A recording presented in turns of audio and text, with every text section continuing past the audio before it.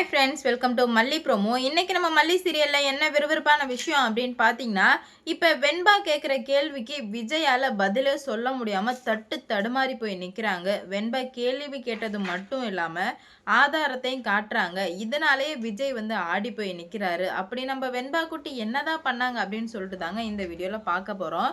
இப்போ வெண்பாக்கு வந்து கொஞ்சம் கூட வந்து ரேணுகா மேலே அந்த பாசமே கிடையாது. என்னதான் வந்துட்டு பா பார்த்து இல்லைனாலும் பெத்த தாயா இருந்தா ஆட்டோமேட்டிக்கா உள்ள இருந்து ஒரு அன்பு வரும். எதுவுமே வந்து வரவே இல்ல.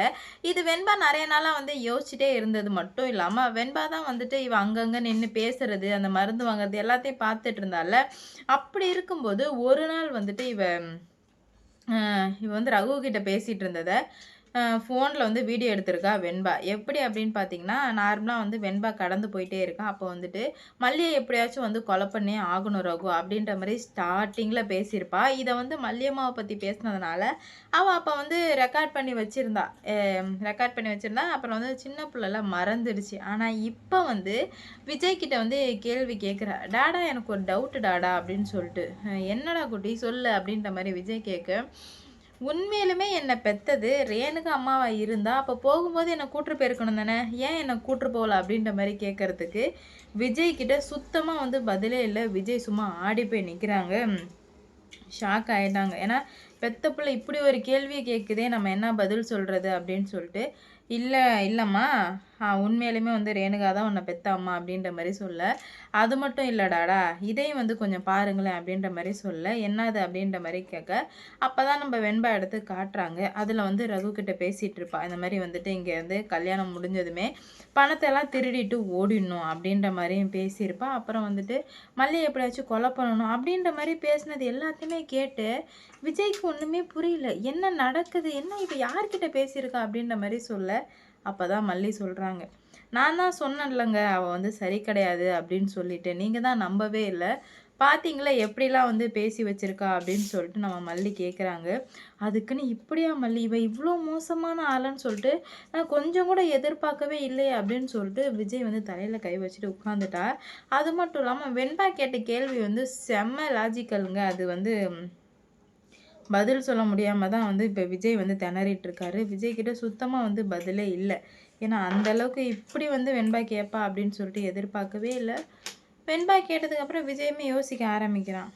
ஆமா, உண்மையிலுமே வந்துட்டு இவ புள்ள பாசம் இருந்தா, போம்போது என்ன பண்ணியிருக்கணும்? புள்ளையும் கையோட தானே கூட்டிட்டு போயிருக்கணும்.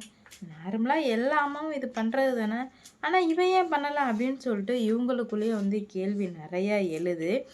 என்ன பண்றது போறதுன்னு சொல்லிட்டு சுத்தமா புரியல. என்னடா இது! இப்ப நம்ம என்ன பதில் சொல்ல போறோம்? அப்படின்ற மாரி திகைச்சு போய் நிக்கிறாரு விஜய். அது இல்லாம அந்த வீடியோ பார்த்ததுமே விஜய்க்கு எப்படி யோசிக்கிறது போறதுன்னு சொல்லிட்டு சுத்தமா புரியல. மண்டைய பிச்சுக்கிட்டு நிக்கிறாங்க. அப்பதான் மல்லி சொல்றாங்க, "விஜய் நான் எத்தன வாட்டி சொல்லியிருப்பேன். நான் மட்டுமா?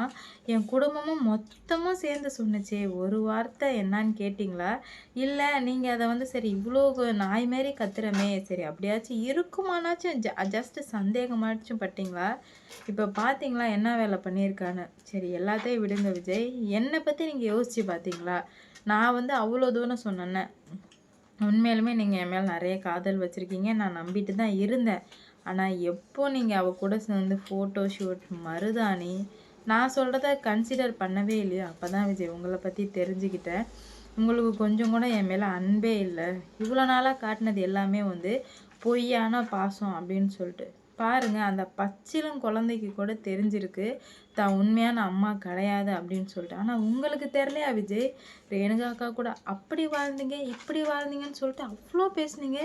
இப்ப என்னன்னா இந்த ஒரு சின்ன விஷயம் உங்களுக்கு தெரியல. எனக்கு அசிங்கமா இருக்கு விஜய் அப்படின்ற மாரி சொல்ல, செருப்ப கழட்டி அடிச்ச மாரி ஆயிடுச்சுங்க விஜய்க்கு. என்ன பதில் சொல்றது போறதுன்னு சொல்லிட்டு சுத்தமா புரியல. டோட்டலா வந்து கன்ஃப்யூஸ் ஆயிடுறாங்க. என்னடா நடந்துட்டுருக்கீங்க அப்படின்னு சொல்லிட்டு ரொம்பவே வந்து கன்ஃப்யூஸ் ஆயி, என்னதான் பண்றதுன்னு ஒண்ணும் புரியலையே. என்ன மல்லி இவ்ளோ கேள்வி கேட்கிறேன்னு. ஆமா விஜய் நான் கேட்பேன் தான்.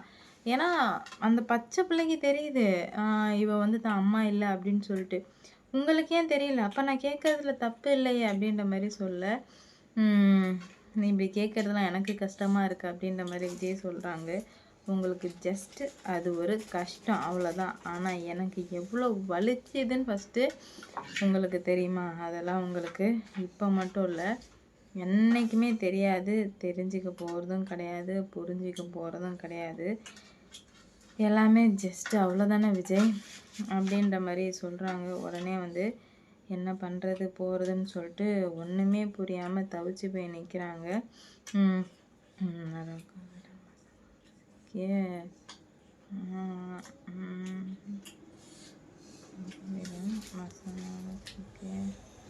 என்ன பண்ணுறது போகிறதுன்னு சொல்லிட்டு சுத்தமாக புரியாமல் மாட்டிக்கிட்டு நிற்கிறாங்க. இவ்வளோ இப்படி நடக்கும் அப்படின்னு சொல்லிட்டு எதிர்பார்க்கவே இல்லை. இதனாலே வந்து ரொம்பவே அதிர்ச்சியில் இருந்துகிட்ருக்காங்க. என்னடா இது இப்படி நடந்துருச்சு, நம்ம என்ன பதில் சொல்ல போகிறோம் அப்படின்ற மாதிரி புரியாமல் தவிச்சு போயிட்டுருக்காங்க விஜய்.